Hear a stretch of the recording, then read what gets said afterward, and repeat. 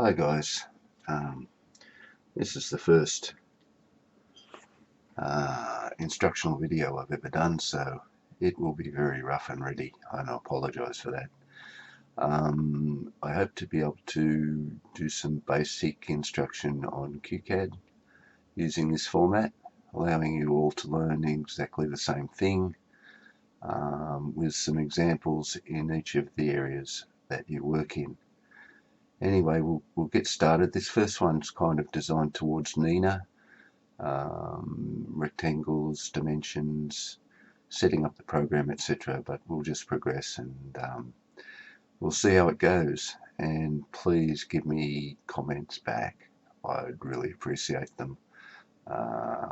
Anyway, let's begin.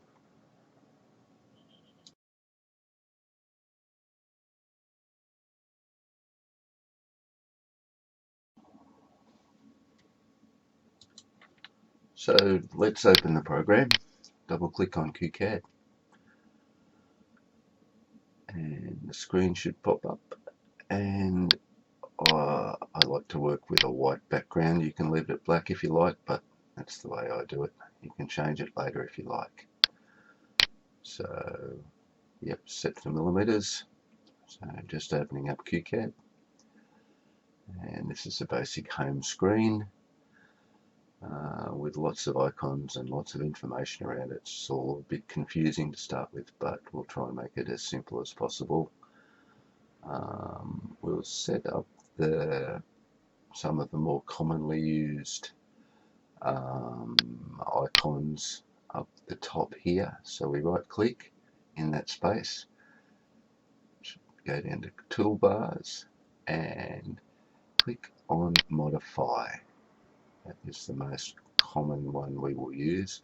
That pops it up there. You can drag it down in there so you can see all of the icons, and we'll probably go through some of those a bit later, but there should be, I'm reading this, another one we're going to put up here, toolbars, and it'll be the draw lines. Click there, and this puts the different sorts of lines that you can draw on your diagram. And if you hover over each of these icons, it tells you what the clicking them does. So there's some offsets there, line from point to point, lines from one point, orthogonals, tangents, some of which you'll probably most won't use, but they're all there. They're also located in this area down here. Now that's all of the things that are available. They're all the toolbars. If they've got a little arrow in the bottom right corner, they have a drop down. So all of those ones up there are the same as all of these ones here. Okay, so for the circle, there's a circle drop down. Kim will probably be using this one a fair bit. I think, can you see the little arrow in the bottom right corner? They're the ones with drop downs.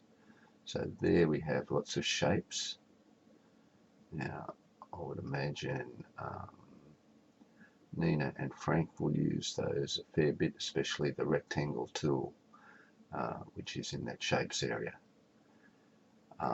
These are the modify. There's the offset one that is very handy, and we'll learn how to use that in a later tutorial. That's the move copy icon. Again, we'll learn how to use that later on. Dimension tools, see it's got a drop down too, so I'm not sure, do I click here? Yes, I do. So you have to specify whether or not you're putting in a vertical or horizontal dimension. There's the leader tool. Yeah, so some of these will not be used, and they usually put the more common ones at the top. So the horizontal and vertical ones, which are in the second line up there at the top, are the ones you probably use the most. Anyway, we do next? I'm just going to make sure the program is set up properly for the dimensions. And when I recorded this, I did something wrong, I'm not too sure, but for bench tops anyhow, and probably kitchens also, if we set the text height for the dimensions at 50 millimeters, that should work well. And it automatically sets the other bits and pieces, the size of the arrows and how far the dimension is off the line. Now here we're just setting the precision.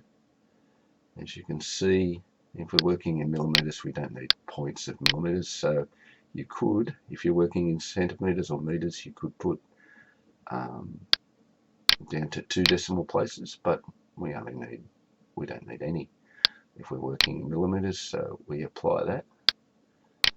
And I think my mistake is that when you do this, you may need to reboot the program to get it to take effect, but we change this later anyhow, so it doesn't really matter. Just that so far that you're aware that that's what can happen.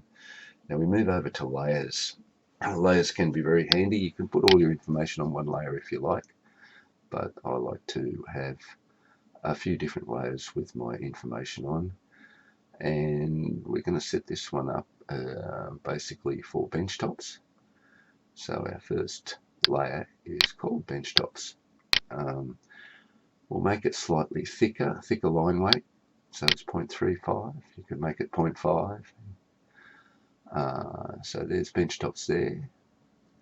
There's a picture of an eye on the right there, which you can see. If you click on that, you can hide the lines in each layer. But anyway, the next one we do is edging and joints. So we'll leave that at 0.25. Okay, you can change the color of these things if you like. Have different colors. The last one will actually make a different color. Dimensions and notes, and we'll make that magenta. Click there, leave it at 0.25 and click OK. So I think that's probably all we need for the bench tops. So there, you could have 20 different layers there if you wanted to. There's the eye button that I'm talking about. So when you complete your drawing, you can print it out with the dimensions showing. If you don't want to print it with the dimensions showing, you unclick it like that, and the dimensions would disappear, and you could print it out without dimensions. The key here is, if you're using these, is when you're working on drawing your bench tops, you have to be on that layer. Otherwise, it will draw it on the layer, whichever is the one that you have highlighted there on the right. So we're looking at a simple example here. We could use the rectangle to draw a simple bench top, and I can't remember what I did here, whether what I did first. We'll find out in a second. Looks like I'm going to use, sorry about this.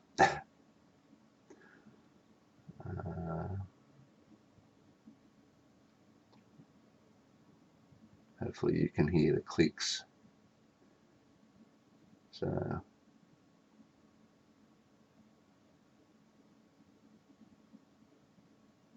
I really stuffed around here. I think I probably had a drink of my tea.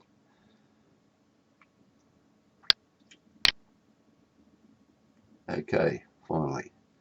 So there's two ways to draw rectangles. A rectangle with freehand and a rectangle with size. So the easiest way is the size one. So you click there. Now this crosshair will, because there's nothing on there, we will change. I don't know that we need to change the radius, but we're just going to make a simple rectangular bench top. to start with, we'll make it 2 meters wide and 600 millimeters deep. So you can't see it. The reason being is because the grid is too small at present. So you can use, it's about 100 millimeters wide at present. So you can use the scroll wheel in the middle of your mouse to scroll out. And I'll do that now, and you can see the grid changing up the top there. And now we start to see, there we go. We've got a 2 meter wide bench top with 600 deep. And I can place that anywhere on my screen. You can change the handle on this rectangle. At the moment it's set to the middle of the rectangle, but you might want to connect it to a wall, so you might use top left or bottom left or top right or bottom right to click it so that it snaps to the corner of a room, say. But in this simple example, we'll just use this rectangle and pop it in the middle of the drawing. Now we'll move over and change the layer to dimensions, and now you'll note that the dimensions tool icon is not there, so we have to click back, and there it is. It's reappeared there halfway down on the left, and we'll click there to get the drop down. And I think the first one we're going to use is probably the horizontal dimension. Again, you see if you hover over there, it tells you what it does. So that will snap.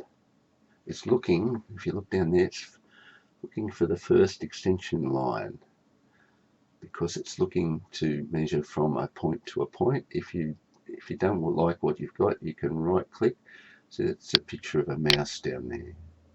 Anyway, you click there and click over there at the next intersection, and then locate your dimension. Click again. Now, it hasn't adopted the dimensions that I would like, the sizes that I would like, so we will reset that. So we can go edit. I think we can go edit. First of all, we've got to go back. That's the back button. It can be very handy. Well, no, it looks like we're going to do the vertical dimension first.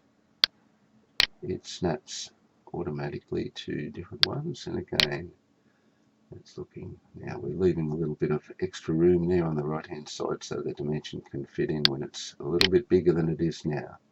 So here's where we change the drawing preferences. Dimension settings. For some reason it has not adopted the 50 mil I put in there before, so we'll put it in. When we put it in here, it's only for this drawing. So application preferences is what we like, and as you can see, it's changed the size of all the dimensions on here. There is a way to put, no, I won't go into that at this present time, but I think that's probably getting towards the end of this first video, and we better save our work. So file, save as, and hopefully you can create a folder on your computer, probably on the local drive, and maybe under your documents. You won't have OneDrive, I don't think. That's on my home computer. You might create one called, under your My Documents, called Qcad, which I have, and I've got a new folder there which I'll rename. OneDrive is in the cloud, so it takes a little bit longer to do these things. Benchtops, and we should double click on it. Now it's saved it. Double click there, and this was a benchtop that Nina sent to me, George Diava, and it saves it in a DXF format.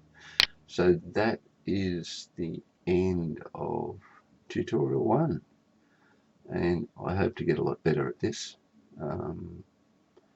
And I'd like you guys to go through and all do this yourselves. And hopefully I've given you enough information to do that.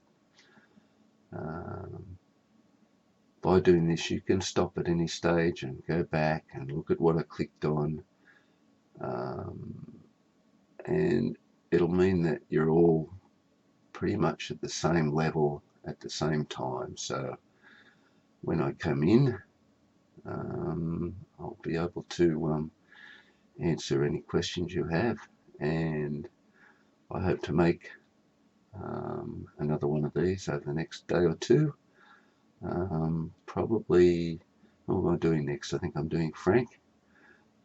So we might align the next one to drawing a room